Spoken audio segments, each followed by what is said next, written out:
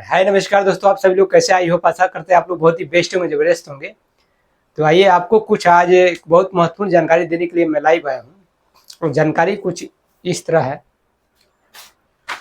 और जानकारी है ये है कि मैं काफ़ी समय से नोटिस करते आ रहा हूँ, देखते आ रहा हूँ कि अपने बहुजन समाज में जो लोग हैं, एससी बीसी ओबीसी के जो लोग हैं, सारे लोग काम कर रहे हैं, दिन रात काम कर रहे हैं।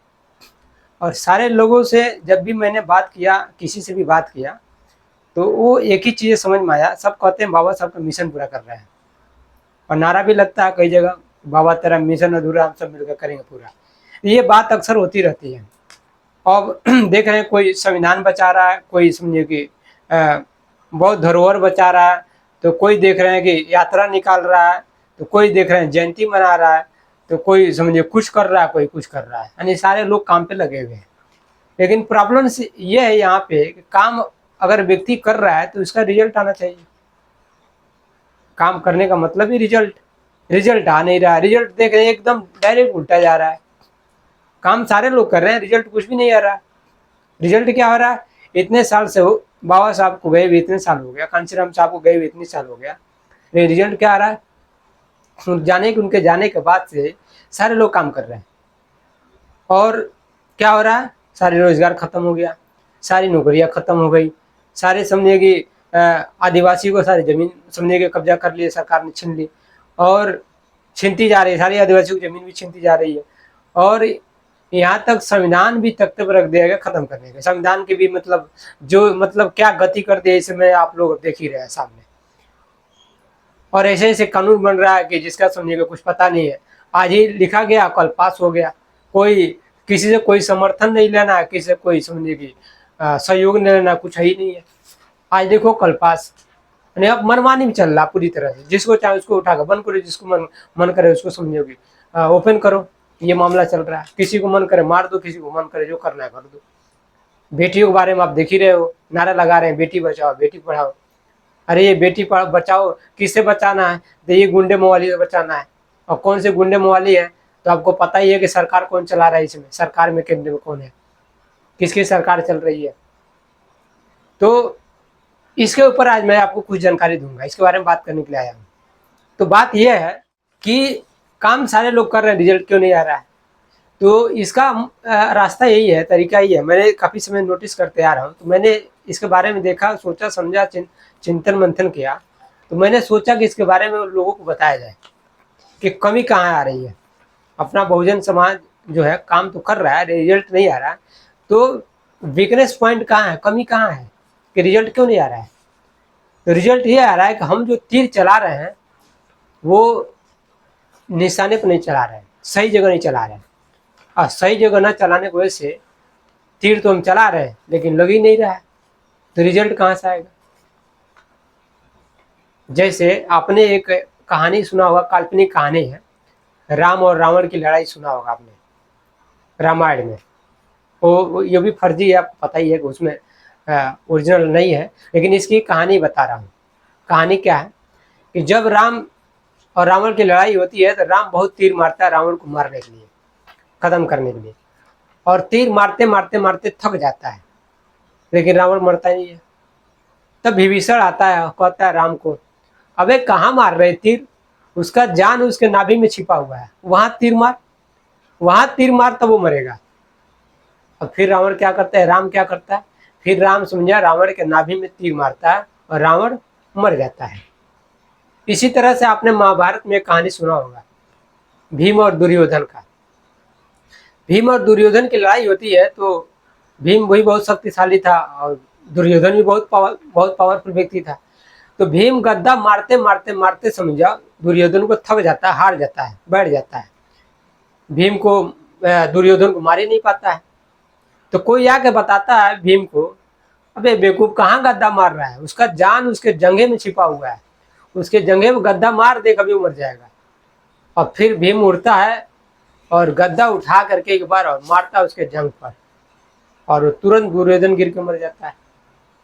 तो मेरा कहने का मतलब ये है कि हम जो काम कर रहे हैं बाबा साहब का मिशन पूरा करने के लिए, जो भी काम कर रहे हैं या जो भी मिशनरी साथी काम कर रहे हैं, तो वो जो तीर चला रहे हैं वो समझिए कि निशाने पर नहीं चला रहे हैं, निशाने पर नहीं मार रहे हैं, गलत जगह चला रहे हैं, गलत डायरेक्शन में काम कर रहे हैं, गलत दिशा में काम कर रहे हैं, इसीलिए रिजल्ट नहीं आ रहा है। जब दुश्मन को मारना होता है, कहा जाता है, आपने सुना भी होगा कि अगर किसी व्यक्ति का या किसी दुश्मन का अगर कमजोरी पता चल जाए तो उसे मारना आसान होता है। इसी तरह से दुश्मन जो अपना है, जो शासक वर्ग है, जो हमारे ऊपर राज कर रहा है, उसकी कमजोरी क्या है ये पता करना होगा। तो मैं बता दूं साथियों, कमजोरी उसका 2 कमजोरी सबसे बड़ी कमजोरी है। और ये कमजोरी क्या है, तो जिसमें पहला है कि उसकी संख्या सबसे ज़्यादा कम है भारत में, यानी कि जो मुसलमान हैं जिसको अल्पसंख्यक कहा जाता है उससे भी ज़्यादा कम है, उसके आधे भी नहीं है। उसकी संख्या 3.5% है। जो यूरेशियन अपने भारत में रह रहा है ब्राह्मण 3.5%, और मुसलमान भाइयों को 10.5% है। अब बताओ कौन अल्पसंख्यक है? अल्पसंख्यक ये हुआ ना, और वो बोलता है कि अल्पसंख्यक मुसलमान है। तो जो खुद ही इतना अल्पसंख्यक है, जिसकी जो अपना समझा ग्राम पंचायत का चुनाव तो नहीं जीत सकता है, वो मुसलमानों को बोलता है अल्पसंख्यक है। अब देखो, तो ये दुश्मन जो हमारा है, इसकी सबसे बड़ी कमजोरी 2 है। पहला कि इसकी संख्या पूरे भारत में सबसे ज़्यादा कम है, 3.5%। दूसरा कमजोरी है कि ये विदेशी है, अपने देश का रहने वाला नहीं है। ये 2 सबसे ज़्यादा महत्वपूर्ण कमजोरी है इसकी। अगर इस बात को पूरे भारत में अगर तेजी से फैला दिया जाए, हर व्यक्ति के पास पहुंचा दिया जाए, तो हमारा समझे बता रहे 70 से 80% हमारा काम हो जाएगा।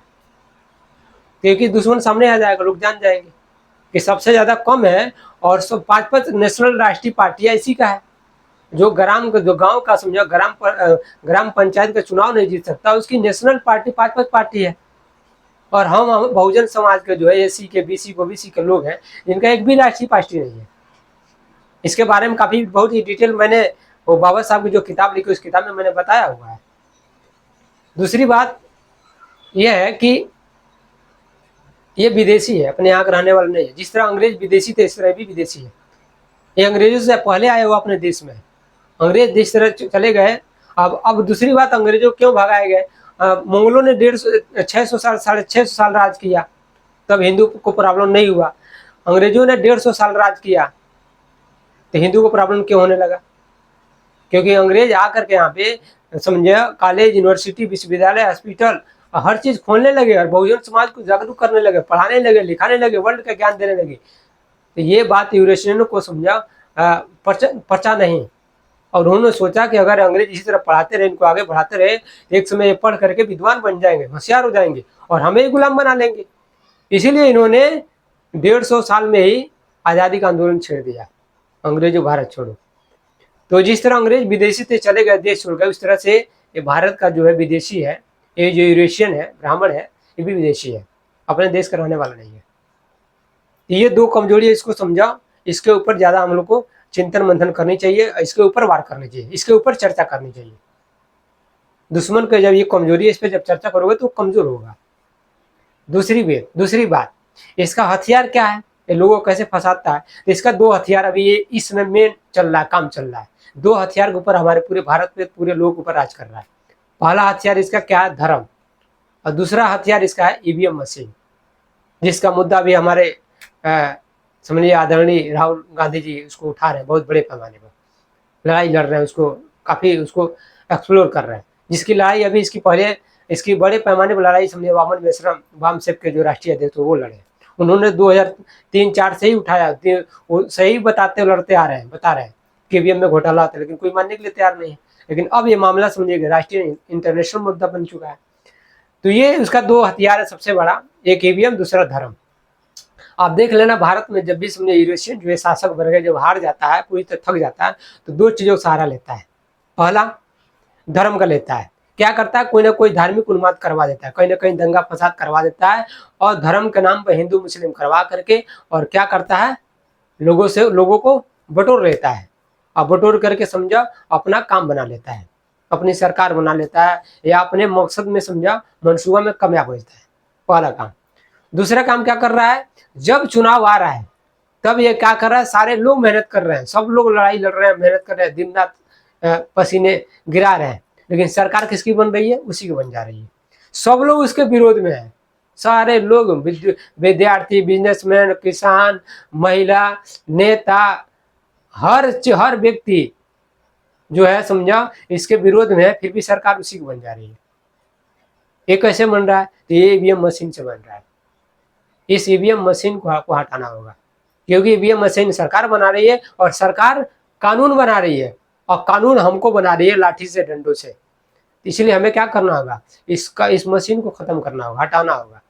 और इसके बारे में भी डिटेल जानकारी मैंने लिखा है। 8 अक्टूबर 2013 को सुप्रीम कोर्ट ने आदेश दिया था कि ईवीएम मशीन में घोटाला होती है, इसलिए इसके साथ घोटाला पकड़ने वाली मशीन लगानी चाहिए, लेकिन चुनाव आयोग ने नहीं लगाया। और फिर 24 अप्रैल 2017 को फिर दोबारा समझिए कि उन्होंने आदेश दिया कि ईवीएम मशीन में घोटाला होती है, उसमें समझो कि मशीन, घोटाला पकड़ने वाली मशीन लगानी चाहिए साथ में, पेपर टेल में से नहीं लगाया। तो अगर सोच रहे हो कि ईवीएम मशीन में घोटाला नहीं होती है, तो इसका सबसे बड़ा सबूत बता रहा हूँ, ये सुप्रीम कोर्ट का आदेश। ये आदेश क्यों दिया? और घोटाला नहीं होता आदेश क्यों दिया? क्योंकि सुप्रीम कोर्ट तो ऐसे तैसे कोई फैसला देता नहीं है। वहां तो समझो कोई अगर केस भी दायर करना है तो पूरा ठोस सबूत चाहिए, तब आपका केस दायर होगा, नहीं तो केस भी दायर नहीं होता। और बिना जांचे परखे कोई सबूत ऐसा कोई फैसला नहीं देता है। सुप्रीम कोर्ट बहुत बड़ा कोर्ट है, भारत का सबसे बड़ा कोर्ट है। तो ये सारे मामला है, आपको इस पे ध्यान देना है। धर्म दूसरा, इसका क्या है? EVM machine. तभी ईवीएम मशीन का मामला चल रहा है।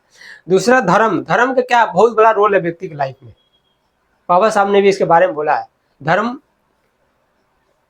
बोला है कि धर्म मनुष्य के लिए है, ना कि मनुष्य धर्म के लिए, ऐसा बात बोला है उन्होंने। इसका मतलब क्या है? धर्म भी होनी चाहिए, लेकिन कौन सी धर्म? वो धर्म नहीं होनी चाहिए जिसमें हमको अछूत बनाया जाए, नीच बनाया जाए, समझो हमारे ऊपर अत्याचार अन्याय हो रहा है और हमको कोई बचाने वाला नहीं है, कोई साथ सहयोग करने वाला नहीं। ऐसा भी धर्म नहीं चाहिए। धर्म ऐसा होना चाहिए, इक्वल होना चाहिए, जहाँ समानता का अधिकार मिले, ऐसा धर्म होना चाहिए। इस बात को आपको बहुत डिटेल समझना होगा।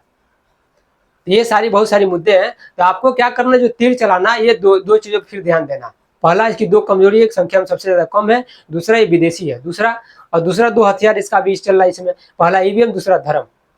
तो धर्म समझा, इसका धर्म छोड़ना है। ईवीएम, ये हिंदू धर्म में सबसे ज्यादा इस पर वार करो, या तो बुद्धिस्ट बन जा, बुद्धिस्ट में आ जा। बुद्धिस्टों में तो सारी चीजें ओपन कर दिया गया, पूरी डिटेल बता दिया गया। जितने एसी बीसी के लोग हैं भाई, अगर रास्ता पार करना चाहते हो, मैंने बता दिया, किसी धर्म को पकड़ लो।